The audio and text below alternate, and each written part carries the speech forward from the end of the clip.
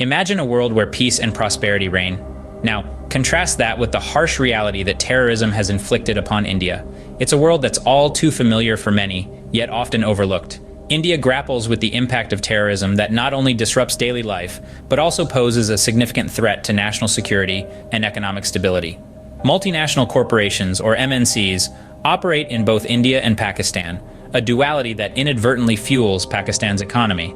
Although they're driven by global business interests, this reality raises questions about indirect contributions to terrorism. The human cost and economic burden of terrorism in India are staggering. Thousands of lives lost, billions of dollars in economic damage, and an untold number of dreams shattered. Terrorism is not just a statistic, it's a lived reality for millions. This is the grim reality that India faces on a daily basis. But the question remains, what can be done to alleviate this situation? Dive deeper into the issue, and it becomes clear that terrorism, particularly that originating from Pakistan, poses a significant threat to India. Let's take a closer look at this complex issue. It's no secret that India has been grappling with the effects of terrorism for decades. From the bustling streets of Mumbai to the serene valleys of Kashmir, no corner of the country has been left untouched by this menace. Now, where does this terror originate? A significant portion of it stems from our neighbor Pakistan. Yes, the very same Pakistan that shares our history, our culture, and sadly, our enmity. What's more troubling is the existence of safe havens for terrorists, not just within Pakistan, but also in Pakistan-occupied Kashmir, a region that rightfully belongs to India. These safe havens serve as breeding grounds for terror outfits, providing them with the resources and the sanctuary they need to carry out their nefarious activities. But here's where it gets more tangled. Multinational corporations, or MNCs, operate in both India and Pakistan. On the surface, this seems like a simple matter of business. But peel back the layers, and you'll see that these MNCs, by contributing to Pakistan's economy, might inadvertently be providing fuel for the very terror machine that threatens India. Imagine this. A global brand sets up shop in Pakistan. It pays taxes, employs locals, and contributes to the economy. On the other side of the border, the same brand operates in India, reaping profits and contributing to our economy as well. But when part of Pakistan's economy is diverted towards fostering terror outfits, the brand indirectly becomes a part of the problem. Now, this is not to demonize MNCs or suggest that they are knowingly supporting terrorism. Most are simply trying to navigate the complex web of global economics. But their actions, however unintentional, can have far-reaching consequences. The stakes are high and the cost is too great to ignore. This is not just about economics or politics. It's about lives, about families torn apart, about a nation striving for peace amidst chaos. It's about finding a solution to a problem that's been plaguing our nation for far too long. But what if there was a way to address this issue? A policy that could potentially safeguard India's interests? Imagine a world where multinational corporations, or MNCs, are required to make a choice between India and Pakistan. This isn't about creating an economic divide or isolating Pakistan, but rather, it's about addressing the root of a problem that has been plaguing our region for decades: terrorism. The rationale behind this proposed regulation lies in the power of economic influence. By compelling MNCs to choose, we can potentially sway the balance against the funding of terror outfits. The logic is simple.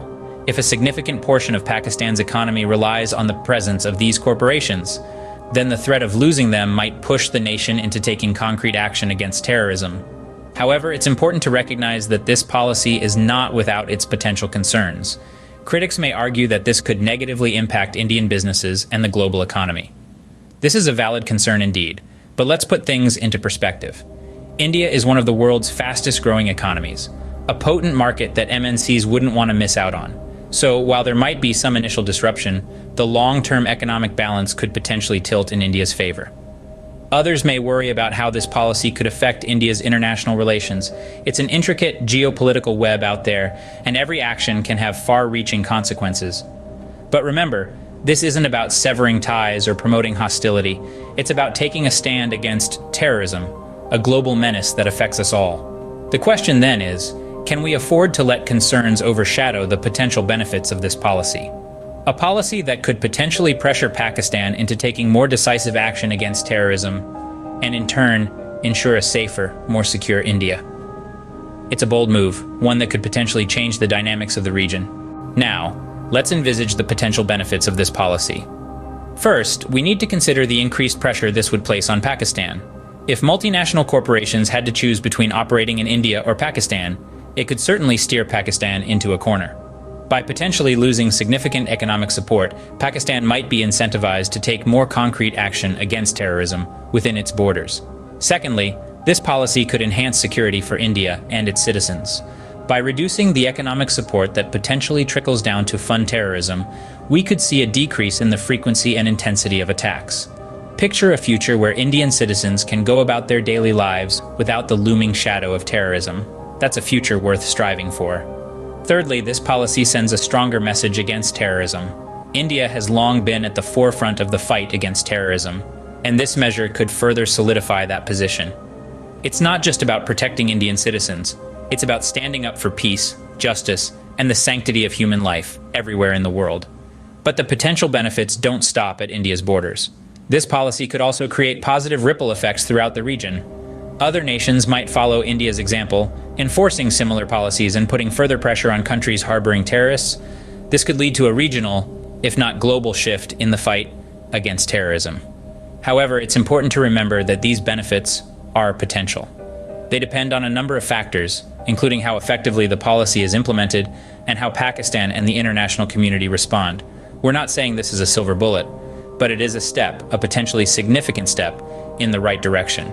The potential benefits are significant and could pave the way for a safer, more secure India. Let us continue to explore, debate, and strive for solutions that protect the innocent and bring us closer to a world without terrorism. Because everyone, regardless of where they live, deserves to feel safe and secure.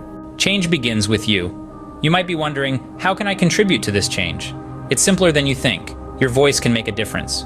You can start by signing online petitions that support this proposal. Your signature is a powerful tool that can push for policy changes. Next, try to reach out to your representatives. They are there to listen to you, to your concerns. Let them know you stand for a safer India, and you want them to do the same. And lastly, don't underestimate the power of sharing. Talk about this issue with your friends and family. Share this video with them. The more people understand the situation, the more pressure there will be for change. Remember, every little action counts. Each signature, each call, each share, they all add up. You have the power to influence change. Your voice matters. Use it. Yet every coin has two sides. There are those who may question the effectiveness of this proposal. They might argue that economic pressure might not compel Pakistan to act against terrorism. However, history has shown that economic levers can indeed bring about political change.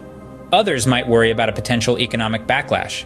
They fear that forcing multinational corporations to choose between India and Pakistan could lead to economic instability.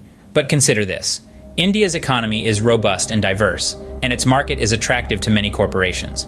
The potential loss of a few businesses is a sacrifice that could be outweighed by the enhancement of national security. Then there's the concern about the impact on international relations. But let's be clear, this proposal is not about severing ties, it's about ensuring safety. It's about prioritizing the security of India and its citizens above all else. The path to peace is not without obstacles, but it is a path worth treading. The issue of terrorism is urgent and demands our attention. It's not just a problem for one nation, but a global challenge that tests our collective resolve. A resolution may seem daunting, but the proposal we've discussed today offers a path forward. It's about making a choice between complacency and action, between accepting the status quo and demanding change. This proposed measure, requiring multinational corporations to choose between India and Pakistan, is a potential tool to help combat terrorism. It's not a magic bullet, certainly, but it could apply the necessary pressure on those who can make a significant difference. It's crucial to remember that the complexities of this issue won't allow for an overnight solution. But every step we take towards addressing terrorism, no matter how small, is progress. In the face of adversity, India stands resilient. Together, we can make a difference.